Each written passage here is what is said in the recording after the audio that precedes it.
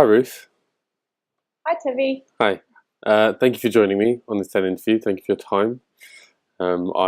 I'm aware because of the brilliant things that you're doing. You're a very busy person, and your time is very valuable and it's very appreciated. And hopefully your story will inspire a few people as well from the TED network. Um, Thank you. I hope so I'm certain it will. I'm certain it will. too. Having spoken to you in the past, I think you are a prime example of the potential of what can happen when you use the tools available and the people available within the TED network. And I think it's a fantastic story that you have, and the work that you're doing is brilliant. I'd love to dive straight into it and talk a bit about, firstly, what you're doing now and how you got there, so your background. Sure. My story's a pretty simple one, really. I went to uni when I left school, like most people did, and I lasted about 11 weeks and decided that wasn't really for me. And so I took a job in what's a large bank here in Australia, and one of the big four banks we sort of call them. And I joined as an operations clerk, which doesn't even exist today. It was the lowest entry point you could get in. It was an age wage, so like didn't even get paid the most as everyone else, and it was a really sort of very very low rung job. But I never ever had a love affair with numbers or money. Not a very good one anyway. So when I was in the bank, I quickly worked out that the money side of it is one thing, but the ability to be able to help people achieve their dreams through financial improvement was something that I kind of really engaged with. So I really liked watching people and their story in their life and using money and finances to enable dreams. And I found that to be something that resonated quite well with me. And when I clicked on that, I was only 18 or 19 at the time, and when that kind of clicked with me, I quickly was able to move through the ranks with the support of some very very lovely people that kind of saw that I was passionate about that. And I went into loan origination in home loans quite quickly, and then I became a branch manager at the age of 26, being the youngest branch manager in my state in Australia. So um, from there, I went into third party banking, which is sort of where outside parties introduce loans to the bank. Hmm. And I got to understand the loan origination process quite intimately from an internal perspective and an external perspective, from a consumer perspective as well. I kind of had enough of that after 10 years, and I thought if I go out on the other side, maybe it might be a bit better. If I'm a person that's originating the loans, it could be a better experience than being on the other side getting them. Not quite. We deal with 25 lenders in my other company, my loan origination company, and what I have learned in the next 9 years, the subsequent 9 years after the first 10, I found that it doesn't really differ from institution to institution. And I tell the story all the time that if you think back 100 years, if you wanted to get a home, you used to dress in your Sunday best and get in a horse and cart, and you'd trundle down to the bank manager who was on the corner, and they'd say, "Yes, Tevi, we know you, and we know your parents, and we know where you work, and your boss says you're a good bloke, and here you go. Here's the keys to One Smith Street that you want. Jump in your horse and cart and go and move in, and I'll sort out the rest." And how come 100 years later does that same process in my country take 42 days? Yeah. Um, so my journey is really being involved with wanting people to achieve their dream using finances as a vehicle, and watching that process be disseminated or disintermediated the whole way over the past 20 years. Hmm. And so because I like helping people achieve their dreams, and that kind of wasn't working for me, I tried to find a different way to do it. For many people, obviously, they work in industries and they see problems and they see challenges that are faced within like the spectrum of multiple points. As you say, everything's broken up into lots of parts. Um, from there, your journey to being on a path to fixing that problem, and as Jonathan says, he always says, find a mess and fix it, as you know. And um, It does. how where did you go from? Obviously, you found your mess. How did you start fixing it? Yeah. that's a great question, and one I think that I'll be telling the story of for some time to come. But I went and saw Jonathan speak at a conference on the Gold Coast in Australia in March last year, and he did this amazing 3-hour presentation and workshop. Part of it was the Jonathan spiel about disruption and his amazing insights and wonderful stories and anecdotal evidence that exists in this world that you either choose to see or not see. And but the other part of that was a workshop where we got to pretend that we could create something truly disruptive and innovative. And I love pretending, so this was like, cool, this is a great workshop for me. And but through that process, it unlocked my ability to think about what the possibilities could be. It was a really, really small insight to an unlock session in that March, and it was, this is the stuff that exists in the world today. And if you know what you know and you have a problem, now you know what you know, could you connect the dots? And so after that session, I went up to him and had a conversation, and I said, there's a significant mess in my industry, and it was what I explained before. It takes 42 days to get a residential loan from submission to settlement, and there's 50,000 people involved along the way, and the poor consumers at the end completely powerless, and I'd love to be able to fix that. Jonathan said to me, oh, that's really great. Have you heard of technology called blockchain? I'm like, dude, I don't even know how to update my iPhone, so I don't even know and you speak of, you know.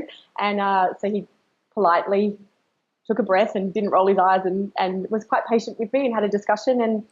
And then I was with a group of business friends when I was there, and I walked away and I said, we have to do one of those unlock sessions. We have to go away and find out how we can reinvent ourselves and truly disrupt our own industries. We've got to do that. These group of business friends of mine are lovely people who have also invested in my company now, which is really lovely. But they are very successful people in the industries that they're in Australia. Some of them are highly and nationally awarded and regarded. And so we were all of the same mindset. We want to do something different, but we're just not sure how. So we spoke with Jonathan and Miriam, and we went on an unlock session all together as a group. And so I picked up the conversation again there in terms of, you know, how do we really work on fixing the mess of loan origination in a country, and how do you apply blockchain technology? And MoneyCatcher was created in October last year. Wow. So, last year. Yeah, and so for those who don't know anything about MoneyCatcher, can you give us a little bit of background? Yeah, so MoneyCatcher is a company that has created now 2 platforms. We've lodged patent applications on both, which was very exciting. And we have created 2 platforms. One is a loan origination platform, which stitches together every step of the process. It's a 14-step workflow that is truly end-to-end. There are other solutions, loan origination solutions, that are available in the market that don't do end-to-end. They do bits and pieces of the process. Ours integrates right through to the settlement exchange company in Australia, which is now being legislated and mandatory to actually complete settlements in a digital workspace, a virtual workspace online. We integrate with them, and we integrate with a bunch of other providers to basically source information via API calls from the source of truth, create and assess an application on an individual, and complete that application in that end-to-end workflow without sending it outside to an external party. The other part of what we do is actually integrate that platform into the blockchain or into a blockchain solution. And we have a regulation risk review process that enables that platform in regular intervals in the future to repeat those calls, compare the information from one chain to another, and alert a regulatory or a financial institution about any variances on that risk, the profile of that person or the overall loan review. Yeah. Which that tool doesn't exist in the RegTech environment at this point in time.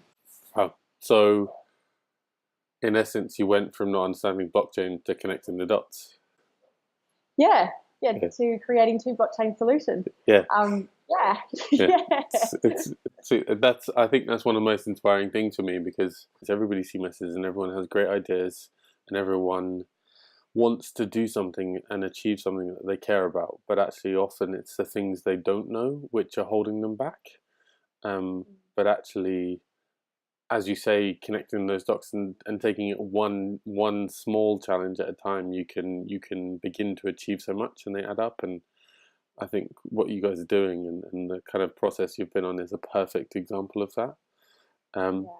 from the kind of session where the unlock session where Jonathan said helped you kind of define the almost the building blocks of your solution. What kind of mindset did it take to take that first step? Um, I I think there were two sort of real advantages for me. One is I was raised by my dad that I was always able to involve myself in an argument or put forward an argument as long as I had the facts and the proof to back me up. Yeah. That was something I was taught from a very, very young age. Got me in a lot of trouble because, obviously was a little bit outspoken.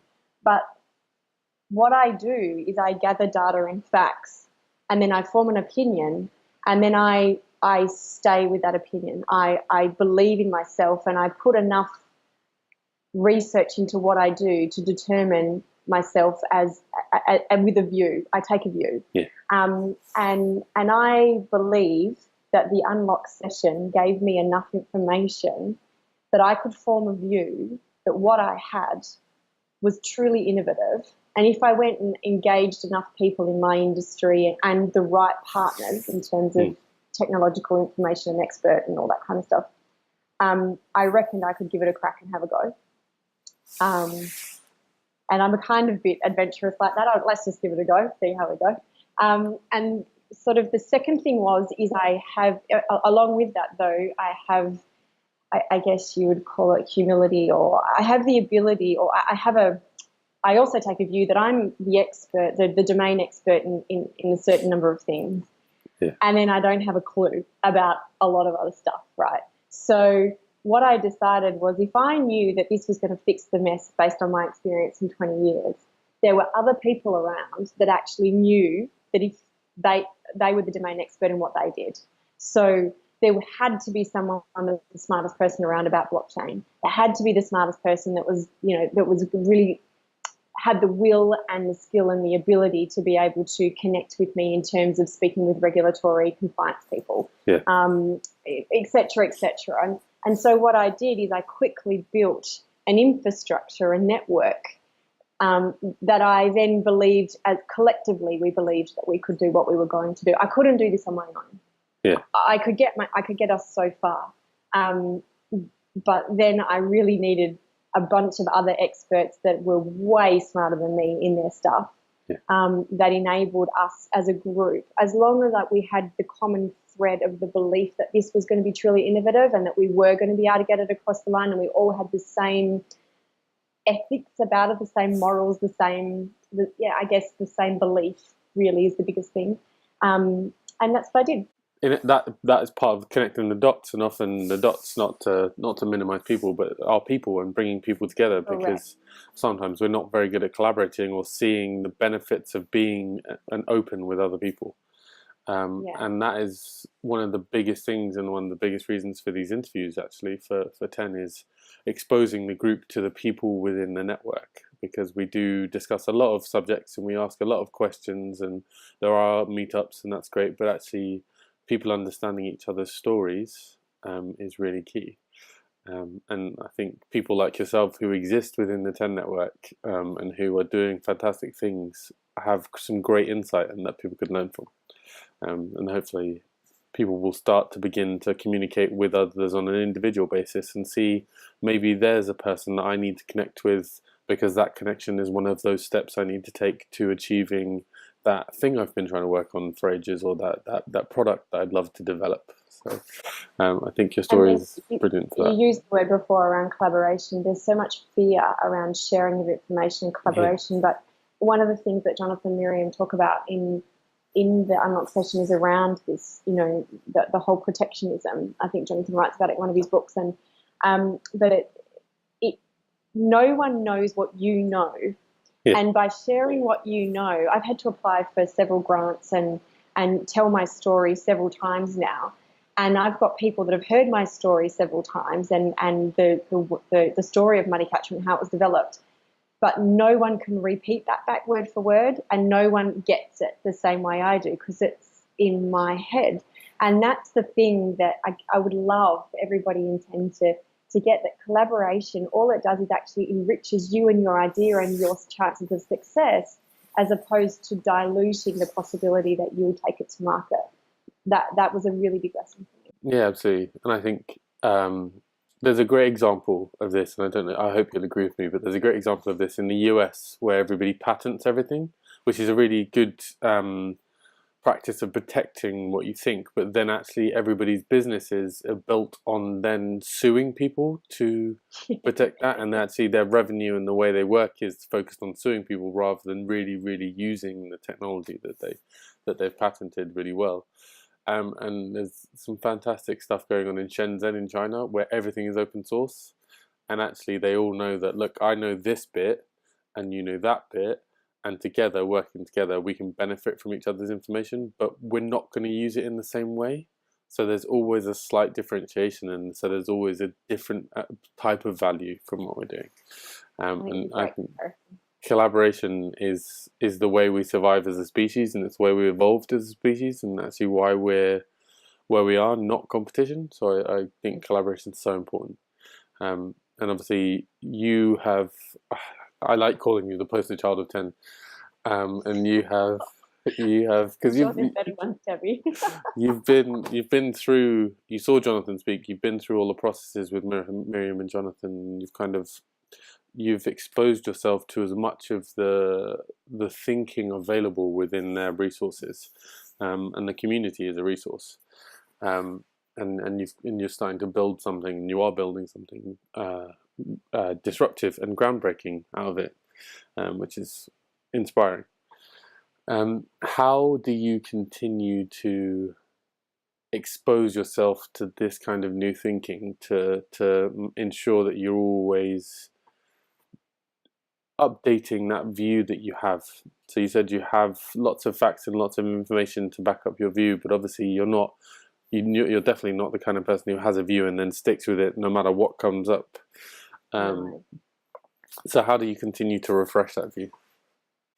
Yeah, I guess there's two ways that I'd probably answer that question. One is about how do I gather my information, and then the other part is about how do I assess that information, I guess. And about 18, 19 months ago, I moved house, and as part of moving house, I, for one reason or another, didn't have a TV, or not a working TV anyway, not one that was connected to the outside. So I took the opportunity to decide that I was going to filter the way information was presented to me and what information I received. And music is a big part of my life.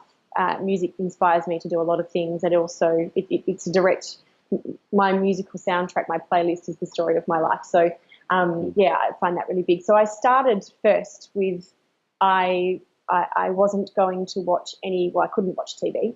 So then I decided what things I was going to receive in terms of visual information and recreational programs. I then filtered everything. I use a program called Pocket, and I filter everything through that. In terms of news articles, I decide what I subscribe to. I have not watched a commercial TV station except to watch the AFL Grand Final in Australia. But other than that, I've not watched a commercial TV program or station for, I would suggest, a good 12 to 13 months. It then made me realise about how much commercial advertising, it doesn't affect me, it just annoys me. I don't buy things because I see them on TV. I've never been that type of person. So I was like, well, how else can I filter this out of my life? So I don't listen to commercial radio. I don't watch commercial news. In terms of turning on a TV and just watching the whole news story, I still receive information and news, but I filter how I get it, when I read it, and whether I do or I don't want to click on it for that point of, want of a better word. And what I found was I became like, I haven't missed an event, a major event that's happened in the world over the past 12 months. Obviously, things like Donald Trump and Brexit are hard to miss everywhere, but I don't feel like I've missed out on anything. I don't feel like that when I sit around a barbecue with my friends, I'm socially detached in any way.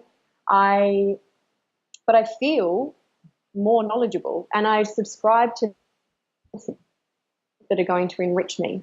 So I make sure that when I come across something or a friend recommends something to me, I don't ignore it. I will investigate it and look at it and figure out whether it's going to enrich me in some way. Yeah. And the question I ask myself is, if I subscribe to this, and how is it going to add value to my knowledge, my life, my company, my family? Yeah. And I can't really filter it through those 4 factors. I don't subscribe. I unsubscribe to a bucket load more than I subscribe to, put it that way. So I guess that's one thing of how I gather my information.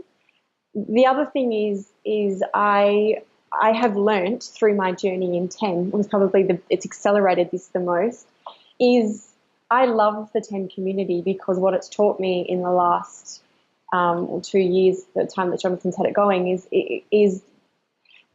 that you can engage in a conversation just for the purpose of discussion.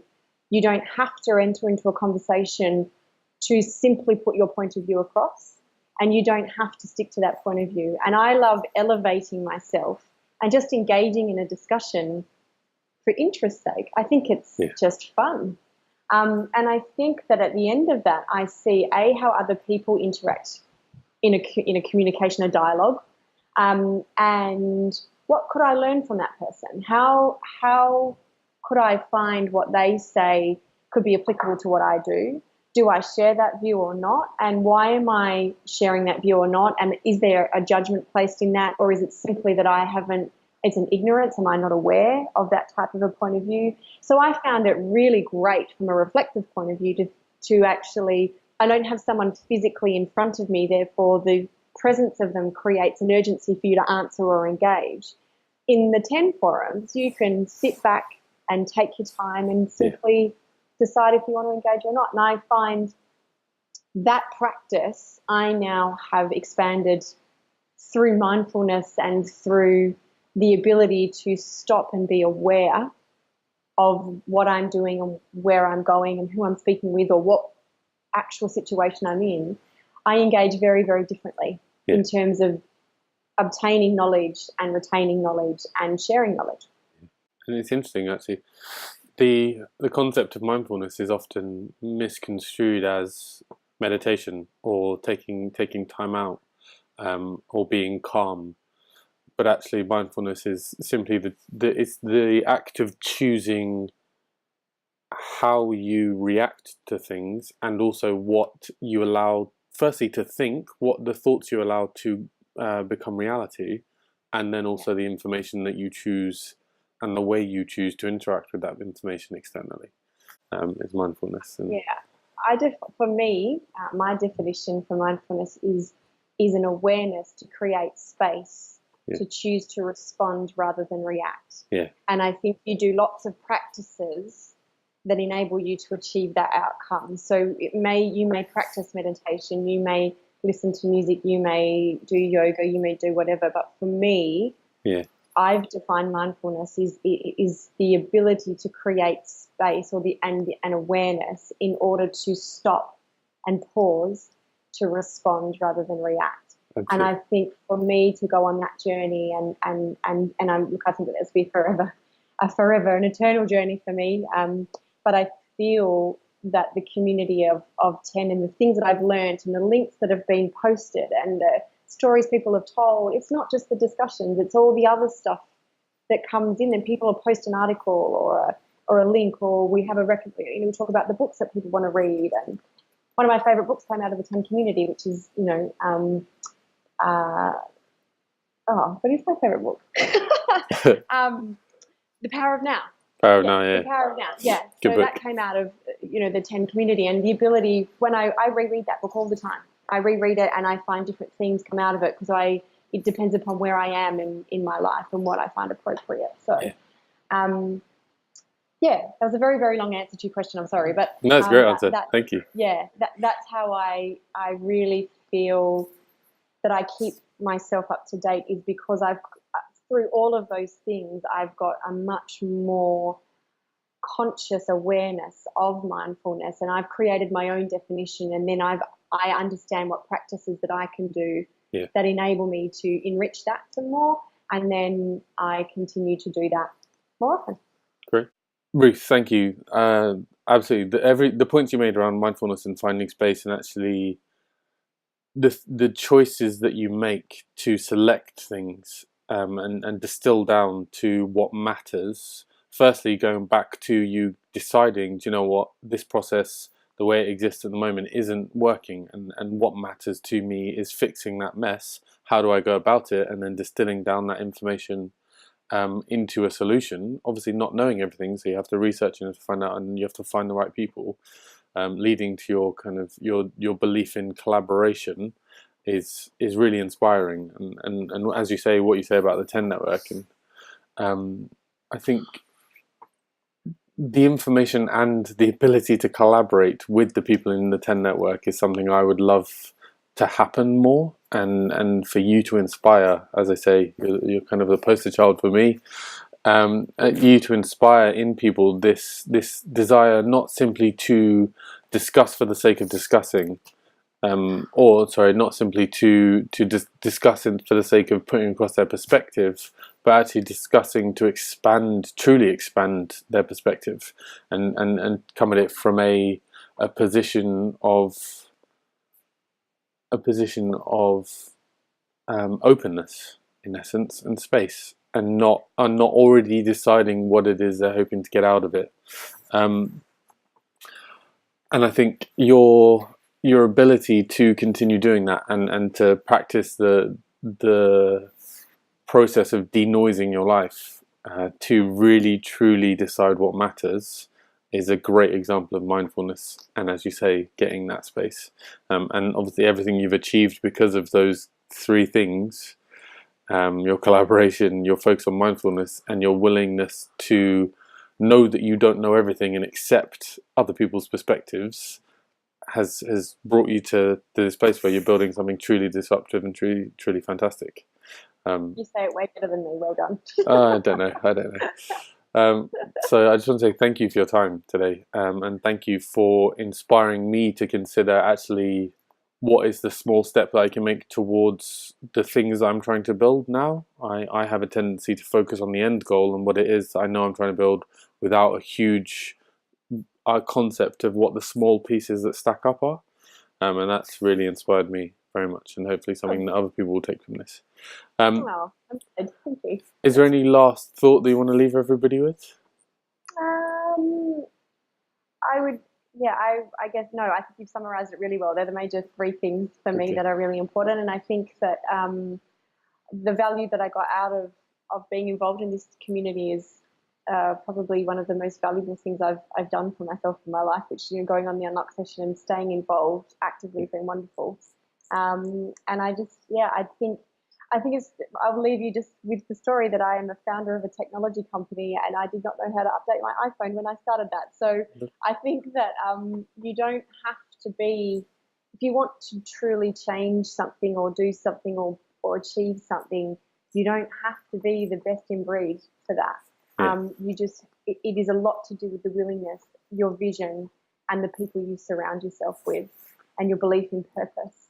Finding your purpose and believing in that, and finding the people that believe in you.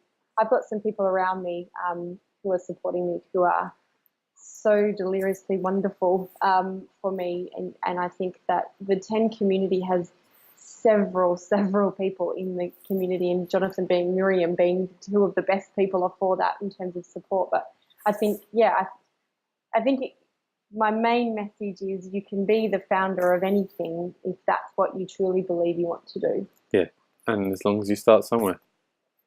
Correct, to start. Yeah. Just start. Yeah. Absolutely. Great. Thank you so much for your time today. My pleasure. Thank you so much. Speak to you soon.